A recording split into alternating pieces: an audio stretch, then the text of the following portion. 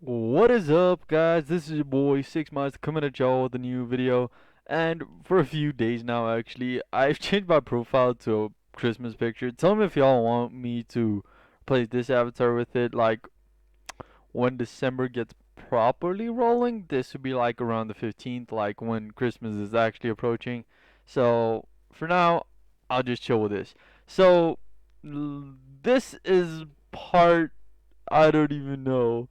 This is like part six of What If Naruto was born 8 years early. Like that's a lot of parts. Most of my series don't get past the part one, so this is really impressive. I feel kind of proud getting this far within the series. So I'm definitely gonna continue it as long as I can. But yeah, if y'all want to see the next part, make sure to subscribe and like. I'm trying to hit 2K before the end of 2020. So if you can help to that contribution, that would be amazing. And thanks to the Dragon Lord, we can finally display this beautiful intro. Link in the description. And on we'll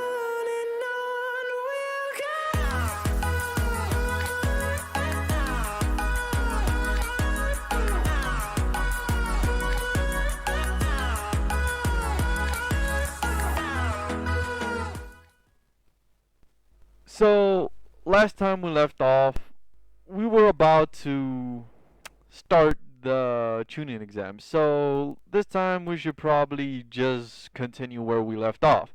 So we did confirm that Iruka did start training with Naruto and Shishbi over the next 3 month period to the next tuning exams.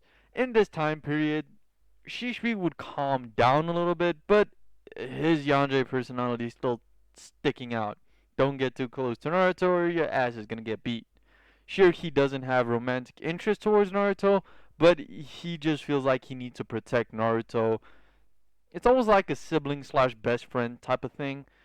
There's not gonna be a Shishri X Naruto ship. Sorry, I just don't do that. Then Iruka, obviously, Shishri kind of likes Iruka. He thinks he's kind of cool, similar to how he doesn't really mind Kakashi.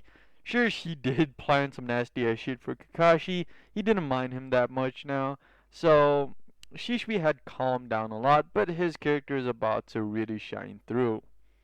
During this tuning exams, which taking inspiration from Better Left Unsaid once again, they would basically be taken to an exam where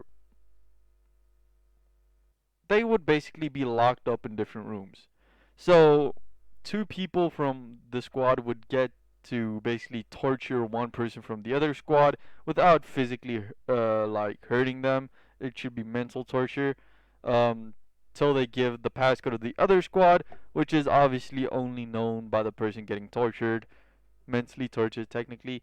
And what they decide to do, Shishbi obviously wanted to send Iruka, but Naruto actually volunteered because Naruto would actually be the most mentally stable. Iruka would be the clown type. Shishbi is currently going through some mental stuff, and Naruto has a strong will. That's why he hasn't given up yet. That's why he will always break through.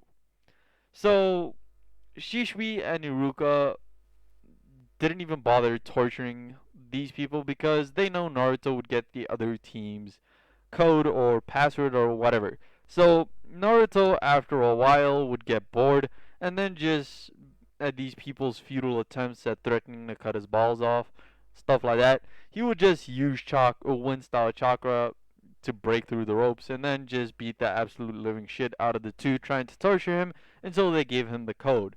He would come out with the code, impressing Ibiki since no other team has done this. Plus, they did it within the first minute, or the first 2 minutes, actually. So they did it actually the fastest. So this was it for the mental test. The reason they're doing this is because other villages at this point in the war would capture you and torture you. So they want to make sure that their tunings are optimal against torture and can handle themselves in any situation. Obviously, this was the outcome Ibiki wanted to see. So he passes Naruto's team, and then they would go on to the next round. Only a few teams would pass, none that really make any difference because Kakashi and Rin are not even in this one. Uh, Asuma and what's her face? Asuma and his girlfriend would be in here with their teammate, whoever he was. Uh, I think a bunch of the senseis at this point would be in here, like Kakashi, Ibisu. Uh, Kakashi isn't gonna be in it, but like Guy, Ibisu, uh, obviously Uruka's in Naruto's team. Uh, I don't even know. Like, just think of all the Jonin senseis. They'd basically be in here. So after that, Naruto would move on to the second round, which would be something similar to the Forest of Death, but obviously killing is not allowed. They would take out a few teams and then be put out to the finals. Naruto's team is basically done good for teamwork because Iruka would be the center of the team, with Naruto and Shishui basically doing big high scale jutsu to take out the opponents without killing them. So they would basically be praised for this. And obviously all the attention would be on them. The Jonin senseis will be watching, or the current Jonin senseis would be watching Naruto's team mainly through the Hokage's crystal ball or something similar. So basically, they would be watching Naruto's team because that would probably be the most interesting team. Y'all know this. And when they get to the finale, it's all three of them that passed. I'd say Guy, Ibisu, and Asuma, because Asuma's team wouldn't have wanted to enter, so Asuma had to come with these people.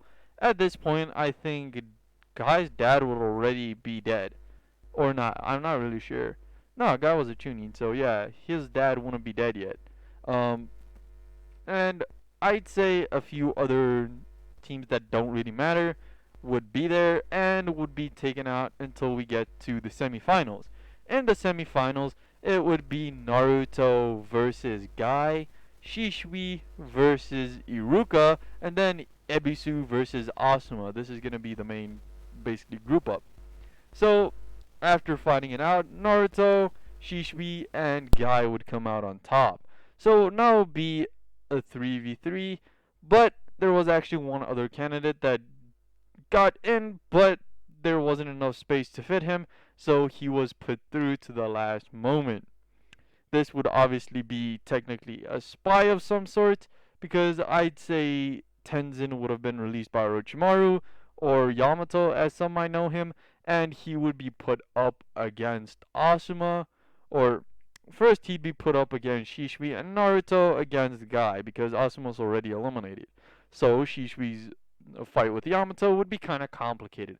Obviously, people are now rooting for for Yamato because of wood style. They haven't seen this in a long time, but Shishui using fire style and very enhanced fire style at that is able to get around the wood style barriers and eventually spam body flicker enough to knock out Yamato. Then the fight between Naruto and Guy would come up. Obviously, this would be the most interesting. Obviously, Guy has the size advantage, and I believe he'd be able to open up to the third gate. Even though Guy would rather save this for the finale, he doesn't really know Naruto's strength because Naruto actually took out the rest of the people pretty easily. So he would open the first gate, obviously, and drop his weights. They would go into a hand-to-hand clash, being pretty even. Guy would see this and then, without wasting any stamina, would try and put up to the second gate. This would still not really phase Naruto, but when Guy does open the third gate, Naruto starts getting pushed back. And eventually he can't really take the taijutsu fight and starts going into long range attacks, with Guy dodging almost every one. Naruto and Guy would go to the point where Naruto is exhausted and Guy is physically exhausted. So Naruto finally sees an opening in Guy's martial arts and then uses three body flickers immediately after each other, basically spamming them to get into that weak spot and kick Guy's leg. So he doesn't break the leg like Lee's was, but he does hurt Guy enough to the point where he basically just gets knocked out because he kicked him with enough force to yeet him against the wall, and Guy basically got knocked out. So now it would be Naruto versus Shishui. But before that could happen, let's have a quick intermission. Have you subscribed yet? I know you haven't subscribed yet, but it's not too late. You can subscribe right now by clicking the red button down below. Intermission over. So, Naruto and Shishui's fight would actually go pretty quick, with Shishui eventually just letting Naruto win. Obviously, the third Hokage would eventually see this and actually know that logically Shishui should have won because he had more chakra and many other factors actually played into account right there. So, what would end up happening is the following people would be promoted to Chunin. It would be Naruto, it would be Shishui, and it would be Guy. So this is where the arc would happen with Guy's dad dying. So Guy's still a Chunin. Obviously, Obito died a little early for this, but he had to still die in order for my story to progress as it did. So I think that's gonna be it, guys. I know this part is a little shorter, but I didn't want to get too far ahead of myself. So if y'all want to see a training arc or something where Shishui's character being fixed, make sure to let me know in the comment section below because I really want him to have character development instead of him just being the same character throughout the entire story. Because I can have him be Shishui we know the entire story, but I want him to become Shishui we know. So I'm gonna slowly but surely fix his character, and I would love to know y'all input on how I should do that. But now, thanks to the Dragon Lord, we can play this beautiful outro. Link in the description. 1, 2, 3, let's go!